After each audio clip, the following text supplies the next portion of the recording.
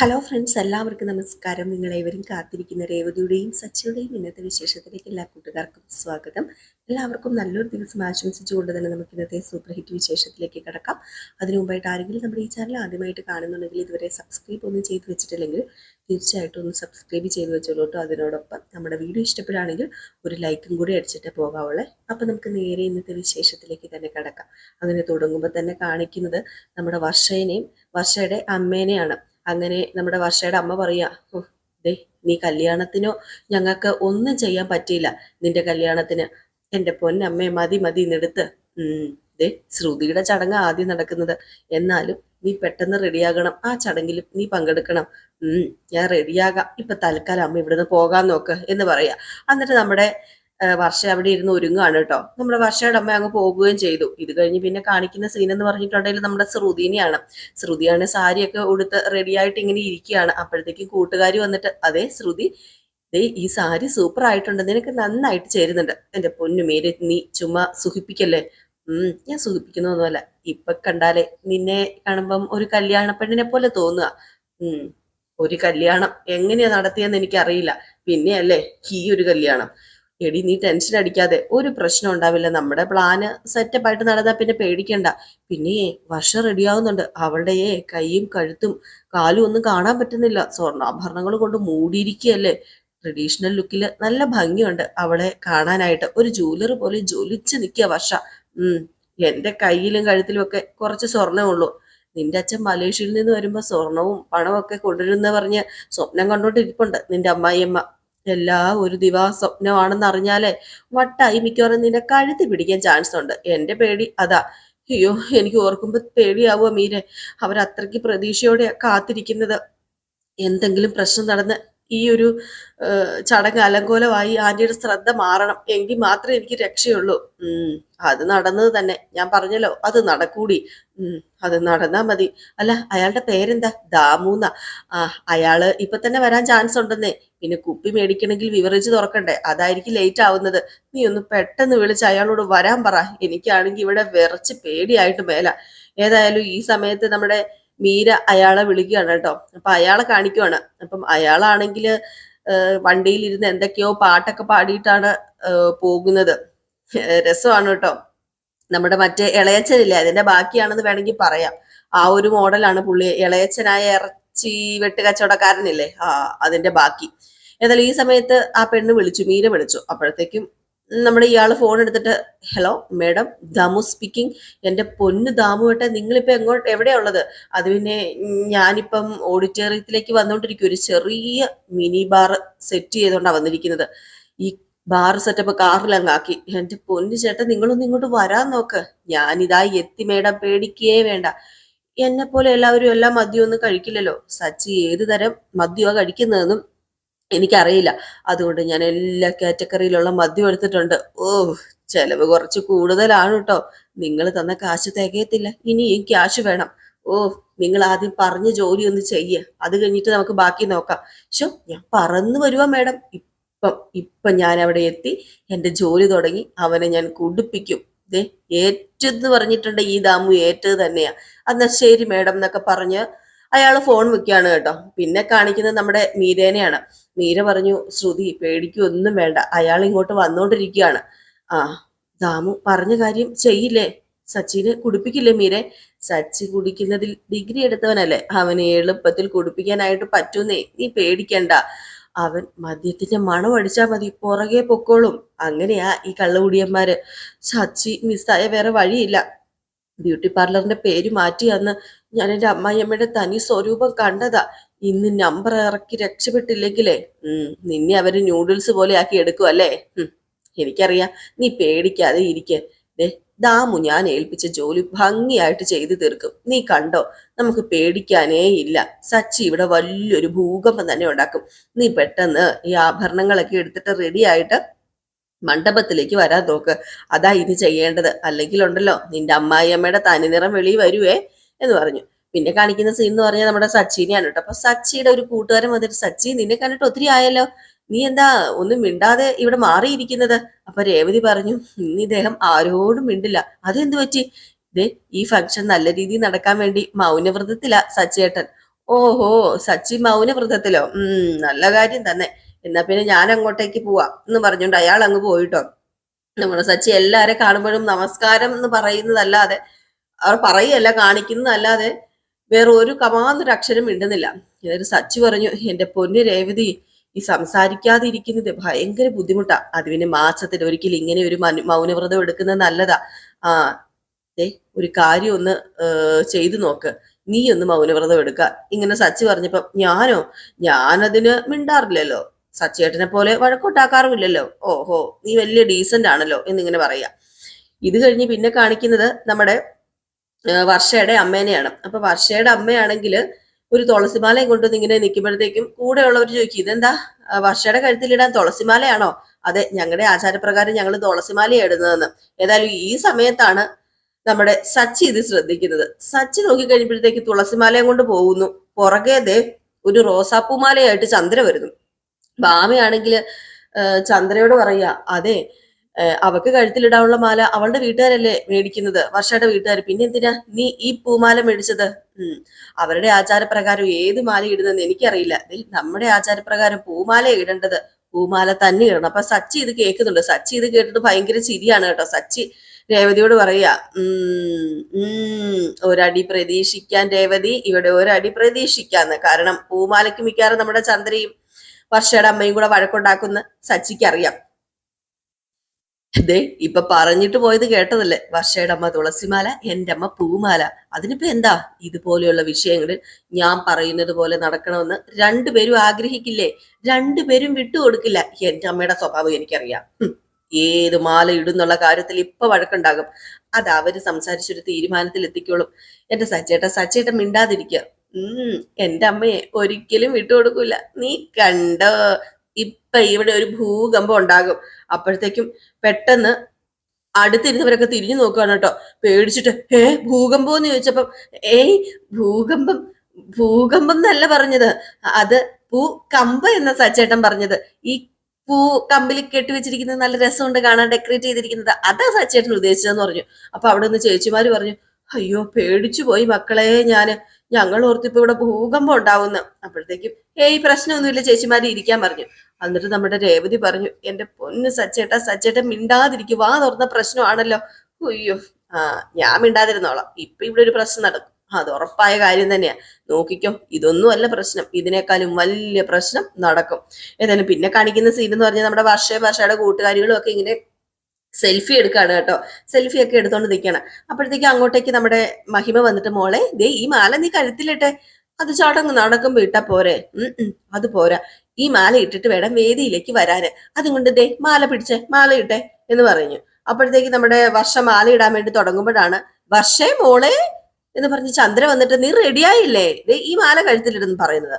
അപ്പോഴത്തേക്കാണ് നമ്മുടെ മഹിമ പറയുന്നത്, അത് പിന്നെ ചന്ദ്രമതി, ഞങ്ങള് മാല കൊണ്ടുവരാൻ പറഞ്ഞില്ലല്ലോ, ഈ മാല ഇട്ടിട്ട് വേണം ചടങ്ങ് നടത്താന്. ഇത് മാലയാണോ?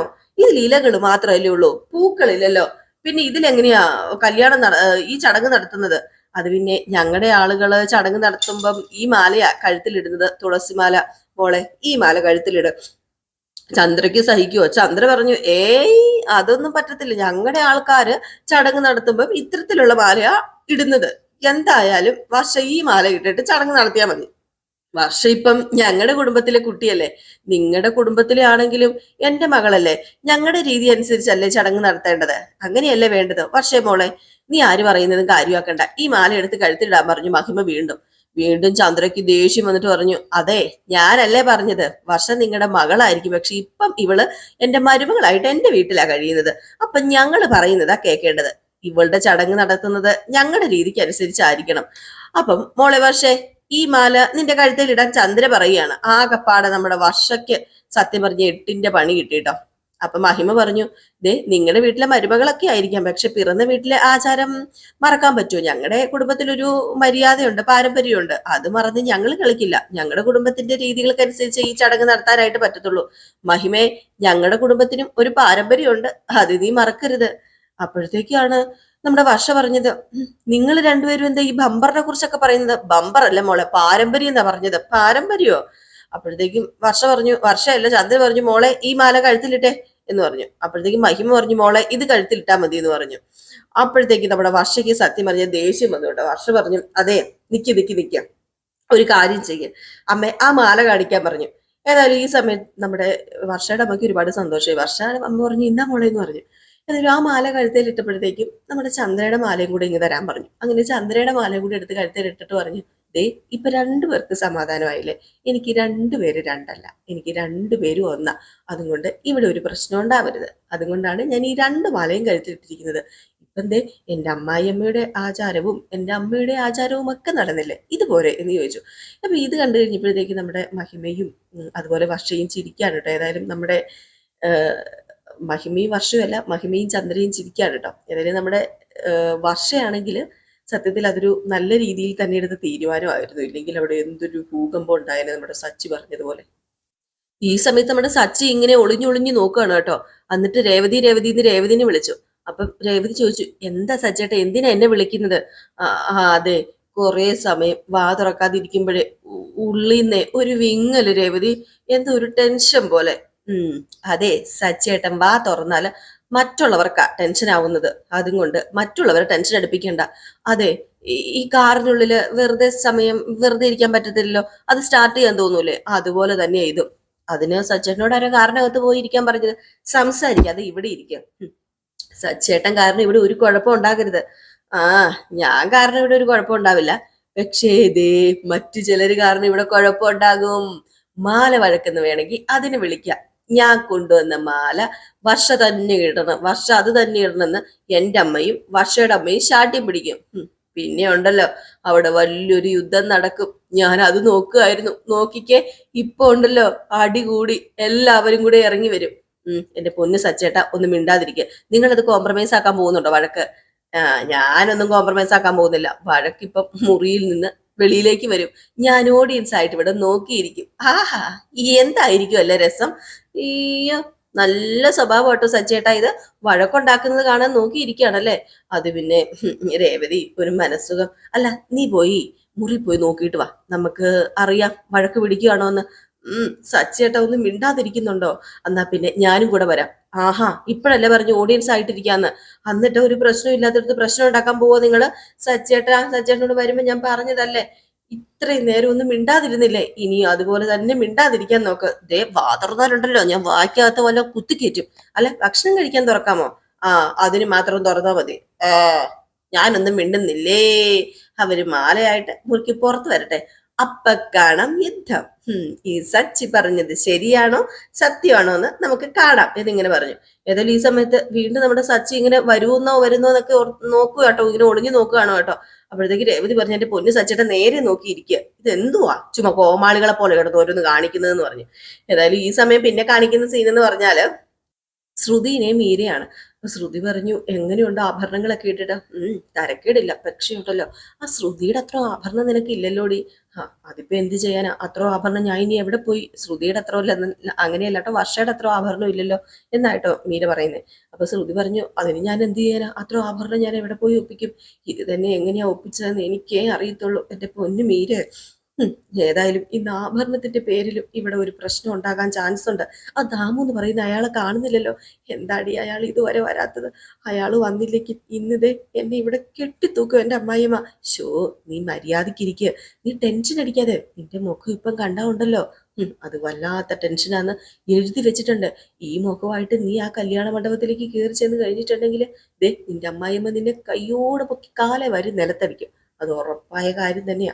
അതുകൊണ്ട് എന്റെ പൊന്നു മോളെ, നീ ഒന്ന് അടങ്ങ്. ഇപ്പം ദാമുവേട്ടൻ വരും. ദാമുവേട്ടൻ ആരാന്നറിയാമോ? ആ ആ ഒരു ഏരിയയിലെ ഏറ്റവും വലിയ കള്ളുകുടിക്കാരനാ. അതുകൊണ്ട് തന്നെ അയാള് എങ്ങനെയെങ്കിലും ഒക്കെ സച്ചിനെ കുടിപ്പിച്ച് കിടത്തും. സച്ചിനെ കുടിപ്പിച്ച് കിടത്തിയാൽ പിന്നെ ദേ നമ്മൾ വിചാരിക്കുന്ന പോലെയൊക്കെ കാര്യം നടക്കും. വലിയ പ്രശ്നം ഉണ്ടാകും. പിന്നെ അതിൽ നിന്റെ അമ്മായിയമ്മ ചന്ദ്ര കയറി ഇടപെടും. സച്ചി പിന്നെ അത് വലിയ വിഷയമാക്കും. പിന്നെ ദേ നിന്റെ അച്ഛൻ എവിടെയെന്ന് പോലും നിന്റെ അമ്മായിയമ്മ ചോദിക്കാൻ പോകുന്നില്ല. നീ അതുകൊണ്ട് പേടിക്കാനൊന്നുമില്ല. കേൾക്കുമ്പോൾ ഒരു രസമൊക്കെ ഉണ്ട് പേരെ, പക്ഷെ ഇതൊക്കെ നടക്കുവോ?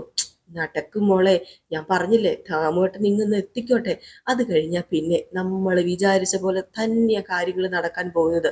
നിന്റെ അമ്മായിയമ്മ മിക്കവാറും നോക്കിക്കോ, ഇന്ന് തല കറങ്ങി വീണ് ആശുപത്രി കൊണ്ടുപോകാൻ ചാൻസ് ഉണ്ട്. അതുപോലെയാ ദാമു ഓരോ കാര്യങ്ങളൊക്കെ ചെയ്യുന്നത്. ദാമുവേട്ടനെ നിനക്കറിയില്ല, ഈ വഴക്കുണ്ടാക്കുമ്പോൾ ദാമുവേട്ടനും ഇടയ്ക്ക് വന്ന് കയറും. സച്ചിയുടെ കൂട്ടുകാരനാ ദാമു എന്നറിയും, അത് വലിയൊരു വഴക്കാകും.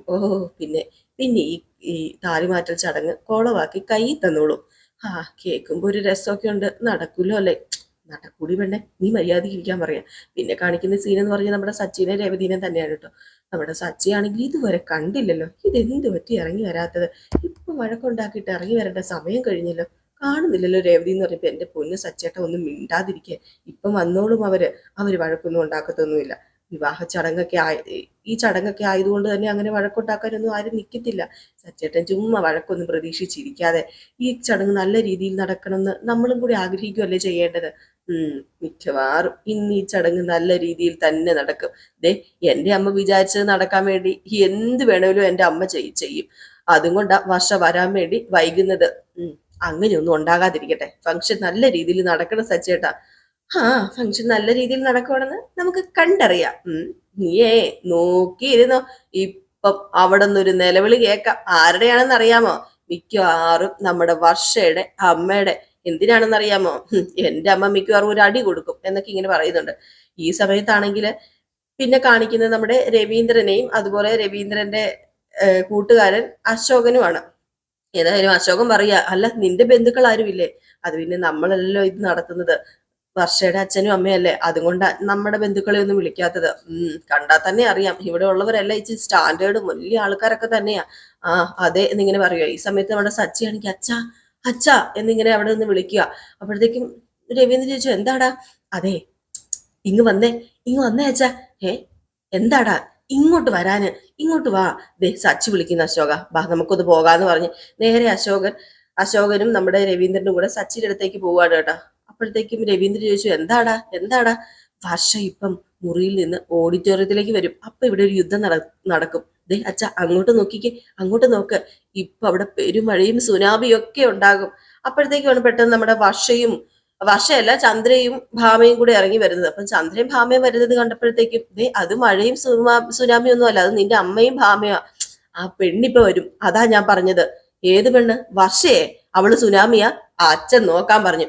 ദേ ഈ സമയത്ത് നമ്മുടെ വർഷ ഇറങ്ങി വരുവാണ് കേട്ടോ. വർഷ ഇറങ്ങി വന്നതും നമ്മുടെ സച്ചി ഞെട്ടിപ്പോയിട്ടോ. ഏ, ഇതെന്ത് പറ്റി? ആഹാ, ഇത് കൊള്ളാലോ. ഇവളാള് കേമി തന്നെ. അപ്പോഴത്തേക്ക് നമ്മുടെ രേവതി ഇന്ന് ചിരിയോട് ചിരിയാണ് കേട്ടോ. അപ്പൊ ഈ ഒരു സീൻ കാണിച്ചിട്ടാണ് ഇന്നത്തെ വിശേഷം അവസാനിക്കുന്നത്. അപ്പൊ എല്ലാവരും കാത്തിരിക്കുക, അടിപൊളി വിശേഷങ്ങളാണ് വരാനിരിക്കുന്നത്. ഇത് കഴിയുമ്പോഴത്തേക്ക് നമ്മള് നയനയുടെയും ആദർശന്റെയും വിശേഷമായിട്ട് വരുന്നതായിരിക്കും കേട്ടോ. അതുവരെ എല്ലാവർക്കും ടാറ്റ ബൈ ബൈ. ഒരു ലൈക്ക് അടിച്ചിട്ട് പോകാൻ മറക്കരുതേ.